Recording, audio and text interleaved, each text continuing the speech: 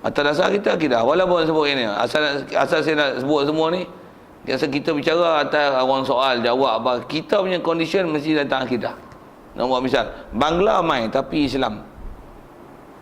Rakyat Malaysia katalah Tionghoa tapi tak Islam. Kata kita baik Bangla Islam tu. Pasal apa? Jawab. Pasal Islam. Kita diajar dengan Islam. Innamal mu'minuna ikhwah. Tambah pula bagus memang yang ni kat Bangla dia ustaz.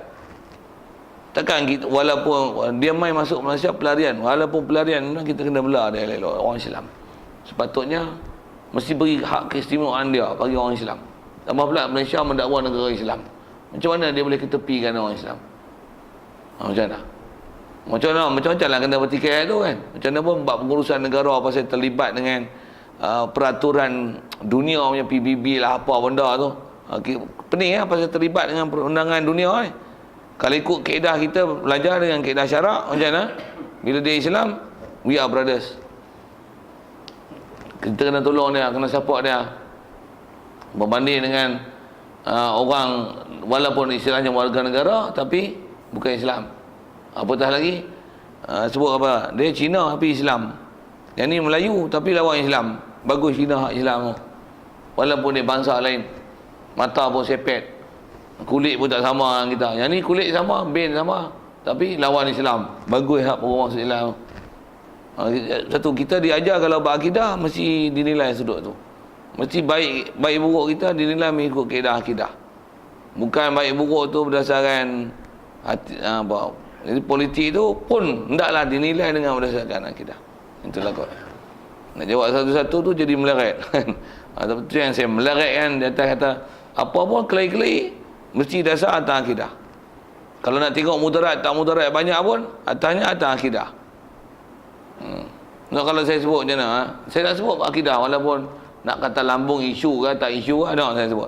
Kalau katalah ambil parti Islam ni, berfikir itu. Tapi besok mereka membenarkan Wahabi dan Syiah. Pening. Baik parti ini dia cuma tak laksana hudud, tak laksana berdosa. Tapi dia tak akan relakan Wahabi dan Syiah. Dia tetap di atas akidah Ahlussunnah wal Jamaah. Yang ni memang bertahan sifat 20. Yang ni tak ada sifat 20.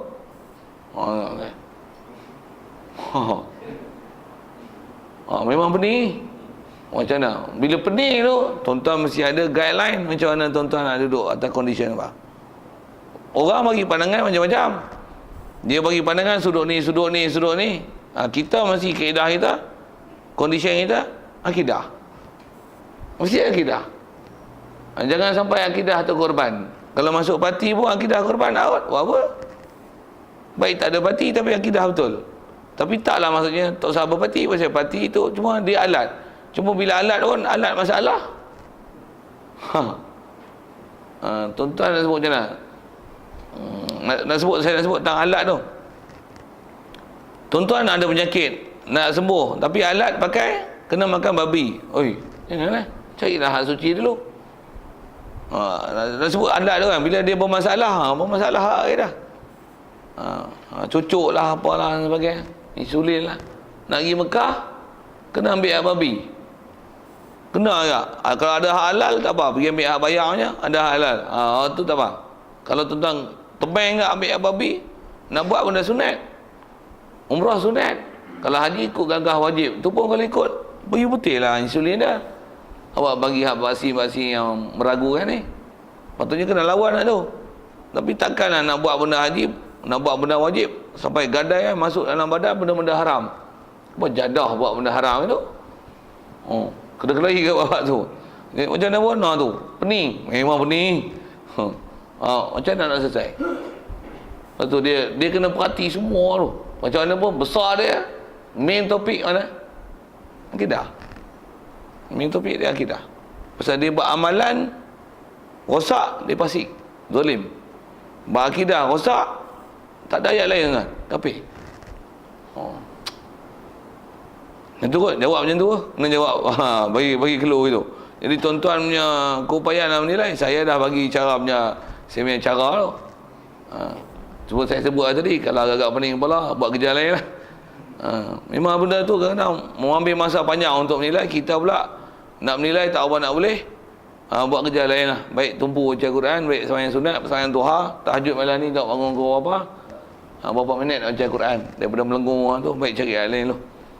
Esok tengok soal CG kita apa, nak mengaji tak mana, jadual kita tak mana, pagi tak mana, kerja tak mana, rehat tak mana, kebajikan tak mana, nak derma mana, infak mana. Malam Jumaat lah tu, nak sedekah mana, tuan-tuan fikir tu. Lagi bagus fikir, daripada pilih mengundi.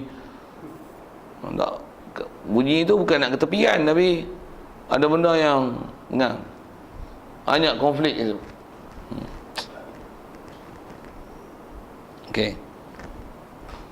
Jadi asal bicara kita ke Quran lah. Prinsipnya kalau pandang pada sudut akidah, kalaupun kita tak pandai Arab apa-apa, semayang pun baca apa pun tak faham, mesti bagi betul keimananlah hati kepada wajib kasih, cinta, suka bahasa Arab, bahasa Quran bagus. Aku tak pergi belajar ni, memanglah aku teruk, tapi Quran memang bagus, aku nak kalau boleh bahasa Arab. Bubuh cita-cita lah hati, azam pun jadi kan. Boleh buat azam tak? Saya suka bahasa Arab, boleh? Katakan? Boleh, insyaAllah. Wajib azam ni, tak tahu. Pasal Nabi kata, aku ni pasal Quran mulia, pasal dia Arab, pasal aku Arab. Aku Arab, Quran Arab. Pasal tu Arab jadi mulia. Kalau tak sabit Quran, tak sabit Nabi, Arab ni sepal. Pergi longkang. Tapi pasal Rasulullah kata Quran turun dengan bahasa Arab, aku pun Arab. Aku cakap Arab, bangsa Arab. Dan nisbah Rasul tu orang salah bagi lalu ke orang Arab. Rasulullah pula berpakaian Arab. Satu, kita tiru pakaian lah. Pasal apa? Pasal bila lalu kat Rasulullah, Arabnya, budayanya, makannya, dia pakai tangan, kita pun tangan. Nak pakai chopstick ke, pakai garpu, pakai sudu, prinsipnya tangan kanan. Pasal apa? Pasal prinsip tu dia ajar. Apa dia? Lalu kot Nabi, semua pakai hal lah. Cuma contoh ikutan baik. Baik bahasa dia, baik pakaian dia, baik khabar dia, tutur bahasa dia. Janggut dia. Apa? Buat makan dia pakai 3 jari, kurma dia. Awak tak ada apple tak boleh lah. Tak. Bila lalu kot Nabi Muhammad, kurma, kismis. Lalu kot Nabi Muhammad kot lalu kot Malaysia esok 2 riyal. Malaysia tak lalu.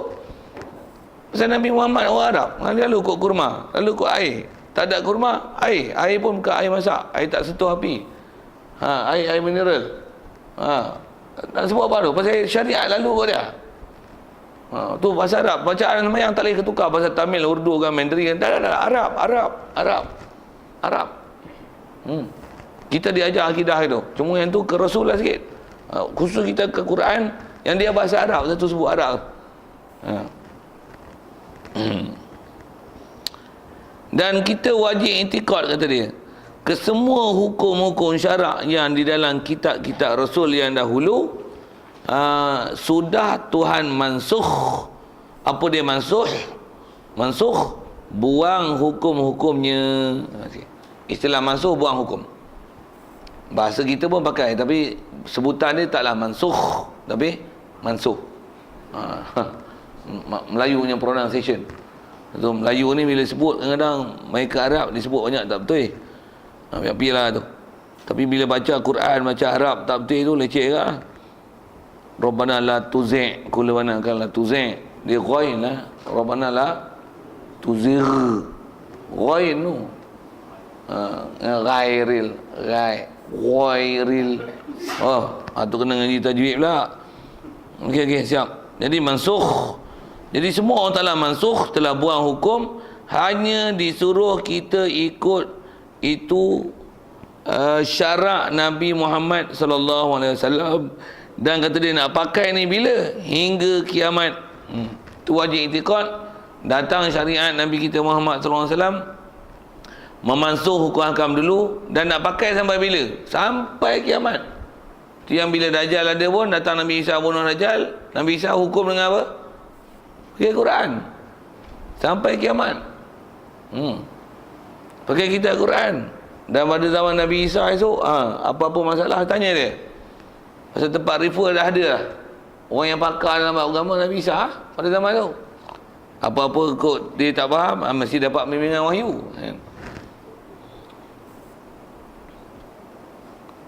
Baik. Jadi kita bicara tu adalah apa-apa hukum-hukum yang ada dalam tu hendaklah diiktiraf dan diakui. Dan pasal kita ni disuruh ikut syarak, hanya ikut syariat Nabi Muhammad sallallahu alaihi wasallam. Baik. Adapun seperti wajib atas kita mengerjakan haji, maka iaitu syarak Nabi Muhammad, tetapi semacam syarak Nabi Ibrahim. Okey, sikit dia nak sebut isu-isu tu. Jadi kalau katalah ada dalam Quran sendiri, begitu juga ni sebab sabdaan Nabi, dia ada sebut yang kita duk buat ni adalah mengikut ajaran Nabi Ibrahim alaihissalam. Yang ni ikut ajaran Nabi dulu. Ikut ajaran Nabi Musa, Nabi Isa. Tu macam mana? Dia sebut ni. Jadi kalau antaranya bab haji. Pasal haji ni banyak, kalau tengok sejarah pun, pelaksanaan haji dan pensyariatan haji adalah sebab peristiwa yang berlaku antara Nabi Ibrahim, Nabi Ismail dan Siti Hajar. Pasal tu jadi ada pensyariatan haji tu. Jadi pasal kisah berlaku pada orang-orang yang terbaik macam ni pada zaman itu, yang tu Allah Ta'ala jadikan kat kita syariat untuk mengerjakan dan membuat apa yang berlaku dalam sirah perjalanan hidup orang baik-baik dulu. Baik dulu tu adalah Nabi Ibrahim, Nabi Ismail dan Siti Hajar. Kalau tengok asal usul kisah haji di situ. Macam mana pun di atas kita kata haji itu, dia ialah syariat Nabi Muhammad SAW. Dia ialah syarak Nabi Muhammad SAW. Maksudnya kita ikut apa? Ikut syariat Nabi Muhammad lah. Kita bukan ikut Nabi Ibrahim. Macam mana pun Nabi Ibrahim tak bagus ke? Nabi Ibrahim bagus. Tapi apa kita buat dengan peraturan dan sebagainya adalah mengikut syarak Nabi Muhammad SAW. Tetapi dia semacam, maksudnya serupa macam mana syarak Nabi Ibrahim alaihissalam. Jadi kalau kata sama tu, kita ikut Nabi Ibrahim ke ikut Nabi Muhammad? Ikut Nabi Muhammad namanya, bukan ikut Nabi Ibrahim. Jadi siapa ikut siapa? Ikut Nabi Muhammad. Yang ajaran Rasulullah ni serupa macam Nabi Ibrahim. Macam mana pun nak sikit sebut gini, jangan tak tahu dia ada beberapa hukum hakam yang telah dimansukh dari segi cara melaksana pada zaman Nabi Ibrahim dulu dengan Nabi kita Muhammad SAW. Cuma kadang-kadang kita pun tak tahu apa benda yang dimansuh tu. Pasal kita belajar yang dah betul je. Apa dia?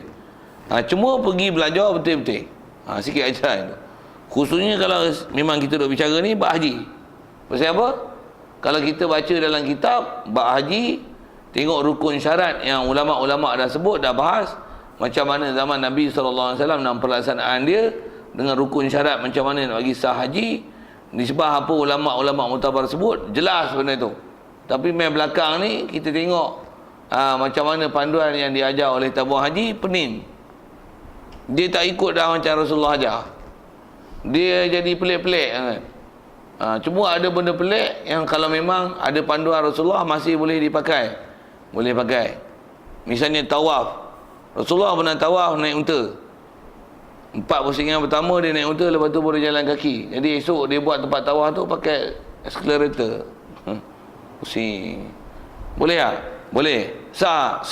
Jadi ada benda yang Rasulullah pernah isyarat dulu. Macam mana pun nak sebut tu terlalu panjang satu-satu. Macam mana pun nak kata, ada benda yang dia orang baru reka lah ni, yang mesti dirujuk pada ulama-ulama yang pakar, ulama khususnya ulama-ulama mutaqaddimin dulu yang dahulu kala, yang pakar-pakar dia dah bagi panduan siap-siap mana boleh tak boleh. Jadi kalau ada apa-apa peraturan yang melanggar macam mana ajaran asal yang diturunkan oleh Nabi kita Muhammad SAW, jaga sikit. Take alert about it. Katalah misalnya kita disuruh bermalam di Muzdalifah. Kalau tak ada tu kena dam tu. Habis-habis tabung haji ajar apa? Tak payah malam Muzdalifah, pergi Mina terus. Melontar sepatutnya setiap hari melontar mestilah pada 11, 12, 13 masuk dengan waktu Zuhur. Tabung haji kata apa? Hari ke-13 tu lontar lepas subuh pun tak apa. Tuan-tuan kot tak biasa pergi haji, tak biasa dengar, belajar haji pun tak pernah, tak faham saya cakap apa ni. Tapi kalau tuan-tuan pernah lalu, kami duk buat tu pun lontar sampai subuh lontar lah. Hari 13 tu tabung haji siap tunggu pukul 8 pagi. Tunggu dia. Lambat je tinggal pergi sendiri kata dia. Hang balik Mekah pergi hotel sendiri. Macam mana tu? Tabung haji kata peraturan macam lain. Kita belajar kitab fiqh peraturan macam lain. Macam mana? Untuk langgar pakai apa sebut? Pakai minyak wangi ke bulu tabung haji tak payah semua tuan-tuan menyendam dah masuk kami bayar siap dah. Macam bila dia bayar? Macam bila kita suruh dia?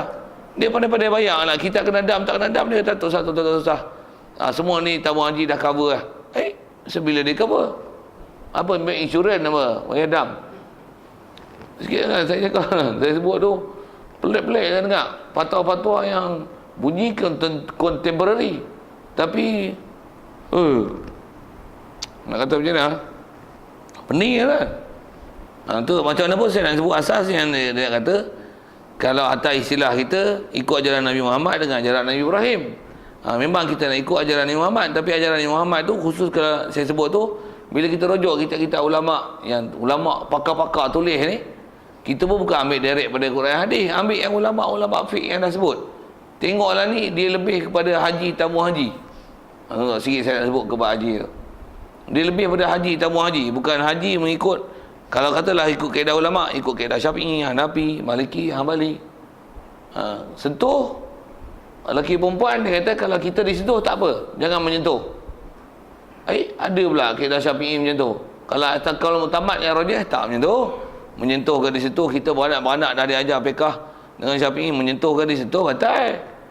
Ni fiqh apa? Fiqh tabung haji. Fiqh tabung haji kan. Saya nak sebut tu banyak tu. Satu-satu tabung haji. Tu naik kapal terbang. Lalu sampai waktu sembahyang tak payah sembahyang. Tabung haji kata apa? Tak payah sembahyang. Pasal apa? Tak ada hormat-hormat waktu. Niat aja sekali kita turun sembahyang kat bawah tu. Tak ada sembahyang atas kapal terbang. Kan ya. Pi haji konon nak haji mabrur, tak haji elok haji malburu. Main. Saya ngaji dulu pasal Tok Guru sebut pasal tu. Haji mangkapu, haji maburu pasal ni. Tadi saya silap haji mabruk. Yalah. Buat lagi powernya tu. Pasal kita tak ngaji betul. Nak pergi buat rukun Islam yang kelima. Rupanya rukun Islam kedua tak selesai lagi. Tak mana? Buat sembahyang. Pergi tak sembahyang. Balik tak sembahyang. Lagi nak sebut apa? Nak buat rukun Islam kelima. Rukun Islam pertama pun tak tahu.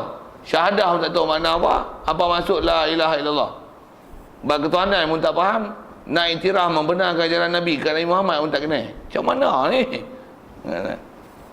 Tapi pergi tabung haji dia bagi kursus 17 siri, 18 siri, 20 siri. Bab akidah tak ada apa-apa siri pun. Bahkan tak tahu, tak bisa mengaji pun bab akidah. Padahal akidah adalah siri yang paling banyak yang kena mengaji. Bahkan dia siri yang takkan putus sampai akhir zaman, sampai kiamat. Pasal dia mesti bagi mantap sungguh tu. PK dia waktu kita buat, lepas tu tinggal tak buat. Tak ada lah kena mengaji. Tapi kalau kata bab tauhid, menyawa punya tauhid mesti betul. Akidah bab ketuhanan mesti betul, bab rasul mesti betul, bab syariat mesti betul. Ini kita bicara ni, bau hukum hakam ni datang ni yang kata macam serupa macam Nabi Ibrahim, serupa macam Nabi Ibrahim, tapi sebenarnya ikut Nabi Muhammad sallallahu alaihi wasallam. Bagi betul tu pahaman tu. Bab akidah kena bagi betul. Pendetilan PK kena bagi betul. Mengikut disiplin siapa? Satu kalau atas nama Syafi'i, itu ulama mutabar. Atas nama tabung haji, itu ikut mazhab Malaysia. Sikit saya sebut itu kan. Pasal saya adalah kawan-kawan yang duk share apa, terutama kawan daripada Indonesia kan, yang dia orang mengaji, dia tengok orang Malaysia ni dia pelik. Kadang-kadang dia tengok orang Malaysia melontar pagi lepas subuh hari 13 tu. Ni apa orang Malaysia ni melontar apa ni? Melontar untuk kapan ini? Kapan tu untuk bila kan? Bukan kapan-kapan mayat. Ni kapan punya melontar ni? Tanyalah. Ini Pak maaf Pak mau tambang tanya. Ini melontar untuk bila? Untuk kapan ini? Kapan? Untuk bila kata. Untuk bila? Ini kok melontarnya untuk hari ini Pak. Untuk yang 13. Kok boleh melontarnya sebelum zuhur? Boleh melontar. Kami diajar di tabung haji mengatakan boleh. Ada panel syariah tabung haji mengatakan boleh Pak. Ya enggak bisa ini. Ini bukan mazhab Syafi'i ini. Di Malaysia mengamalkan mazhab apa? Kami mazhab Syafi'i. Ini bukan mazhab Syafi'i. Ini mazhabnya tabung haji katanya. Wah Indon pandai. Itu yang Indon pandai lah. Yang Indon bodoh-bodoh kan. Macam orang Malaysia. Pandai. Bodoh. Pergi ngaji elok kan. Saya pergi haji belanja besar-besar. Saya tak balik tak sah. Apatah lagi tuan-tuan, saya ngaji elok tu guru dia sebut gini. Allahumma salli ala. Apa dia? Dia sebut haji yang bila tak sah tu tambah pula yang tak sah tu tawaf tak sah, sa'i tak sah. Rupanya dia tahallul tu tak sah tahallul kan. Bercukur tu bercukur tak ada masalah, tapi dia tengok tawaf tak sah, sa'i tak sah, rupanya buat wukuf itu pun tak sah. Bila tak sah haji, tuan-tuan tahallul tak kena. Tuan-tuan balik tu dengan bini tuan-tuan duk pakai, dengan pakai berjahit, dengan minyak wangi, apa-apa, maksudnya tuan-tuan melaksanakan pantang larang ihram, sedangkan tuan-tuan melucutkan ihram dengan keadaan tak sah haji atau umrah. Pergi tuan. Saya ngaji dulu, tutup guru bagi ancaman, kata apa? Jaga mengaji bab haji ni, dia susah, dia pantang larang besar. Mati su'ul khatimah tu, pasal apa? Mati dalam keadaan ihram yang tak selesai. Maksudnya setiap masa 24 jam duk buat dosa. Main kan. Kalau semayang hang tinggal dosa semayang. Tapi haji, kalau kata hang keluar tahallul tu tak sah tahallul, maksudnya hang duk dalam ihram sampai mati. Bini duk pakai benda berjahit, pakai minyak wangi, sabun, shampoo, minyak rambut, tu macam-macam kan. Duk potong misai, potong kuku, tapi hukum tahallul tak sah. Saya ngaji dulu kalau Tok Guru almarhum Pak Teh dia baca bab haji ni. Pasal ada orang tanya lah bab macam mana ni Tok Guru. Tak sah ni bab haji ni bab tawaf, bab sa'i. Kata dia, mati su'ul khatimah. Ya dah, kita dengar takut. Berarti apa? Pasal mati duk kadang buat dosa, jahil, bingung dalam buat ibadat, konon nak buat ibadat, tapi tak pergi belajar disiplin, mati su'ul khatimah. Cuma jadi kafir tak kafir tu satu hal, tapi maksudnya mati dalam keadaan ihram tak selesai. Istilahnya hang tak keluar ihram dengan betul. Hang tak tahallul betul. Pergi ngaji lah elok nak sebut nasihat tu.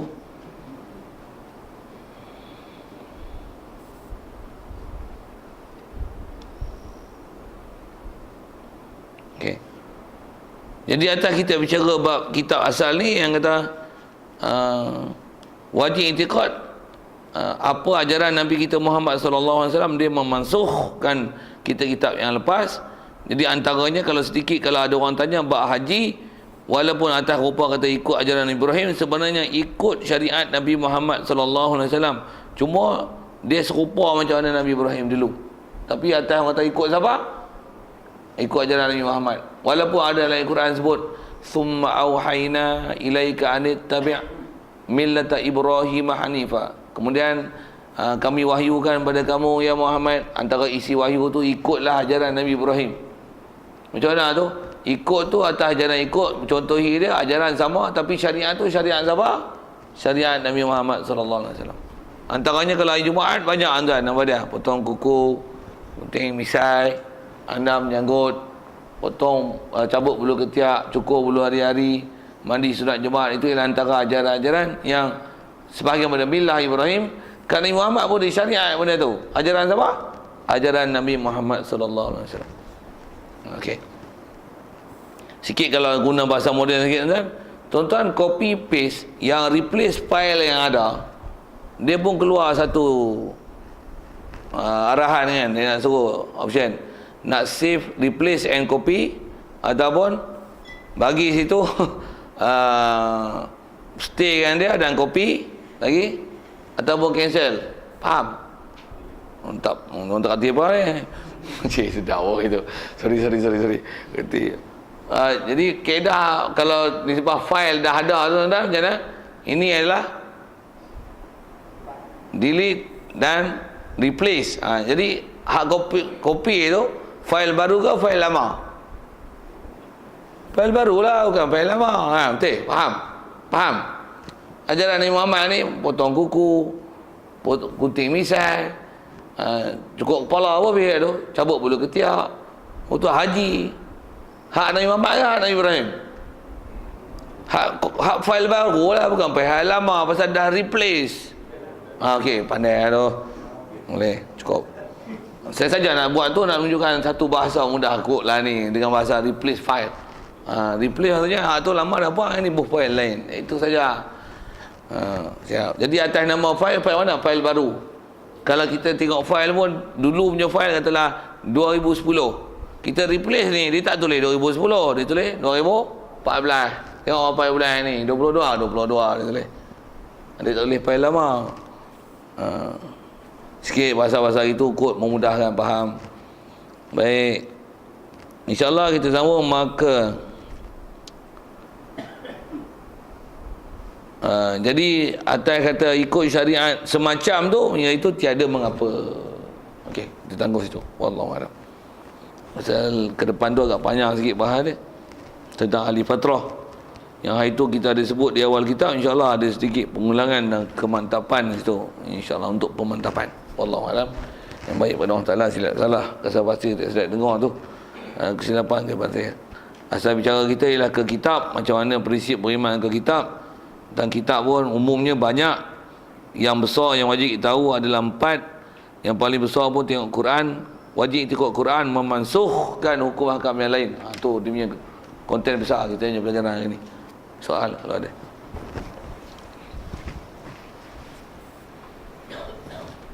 A'udzubillahi minasyaitonirrajim. Bismillahirrahmanirrahim. Allahumma nawwir qulubana min nuri hidayatika kama nawwartal arda min nuri syamsika badana abada bi rahmatika ya arhamar rahimin.